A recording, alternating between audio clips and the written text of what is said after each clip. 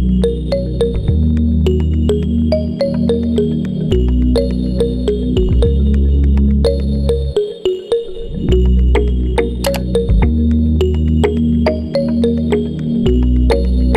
hangat hari ini. Bekas Perdana Menteri, Dr. Mahathir Mohamad memerintah negara selama beberapa dekad bermula 1981 hingga 2003 dan kembali memegang jawatan itu buat sementara pada 2018 hingga 2020.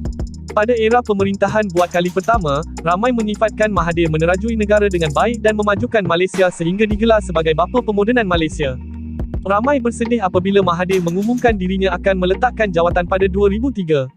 Selepas berbelas tahun menyepi atau kurang aktif dalam dunia politik, beliau kembali menerajui tampuk pemerintahan negara selepas memenangi pilihan raya umum ke-14 pada 2018. Namun era pemerintahannya buat kali kedua, bukan sahaja gagal malah meninggalkan impak buruk kepada rakyat serta negara. Kesannya juga dirasai sehingga sekarang, tambahan pula Mahathir aktif lantang menyuarakan pelbagai isu terhadap kerajaan ketika ini. Media memainkan peranan penting dalam menyampaikan wadah berita kepada umum.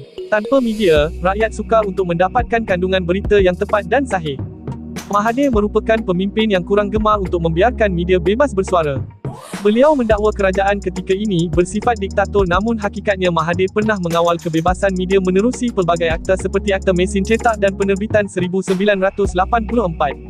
Gaya kepimpinan Mahathir yang bersifat autoritarian mengancam kebebasan bersuara khususnya dalam kalangan media. Situasi itu sedikit sebanyak mempengaruhi perkembangan sistem demokrasi yang diamalkan di Malaysia. Mahathir antara individu yang dikritik kerana sering memecah belahkan golongan Melayu dan merosakkan keharmonian kaum di negara ini. Naratif kasarnya terhadap orang Melayu serta cubaannya untuk memainkan sentimen perkauman mengundang kritikan keras daripada pelbagai pihak. Tindakannya itu sekaligus menyebabkan peningkatan polarisasi politik antara kaum. Perkembangan kurang baik itu akan mempengaruhi konflik dan ketegangan yang lebih tinggi antara pesaing politik. Selain itu, peletakan jawatan Mahathir sebagai Perdana Menteri pada 2020 dan langkahnya keluar masuk pelbagai parti mencetuskan rasa kurang yakin dalam kalangan rakyat. Ketidakstabilan politik akan memberi kesan besar kepada tadbir urus negara serta rakyat, seperti dilihat dalam tempoh beberapa tahun kebelakangan ini apabila negara sering bertukar tampuk pemerintahan.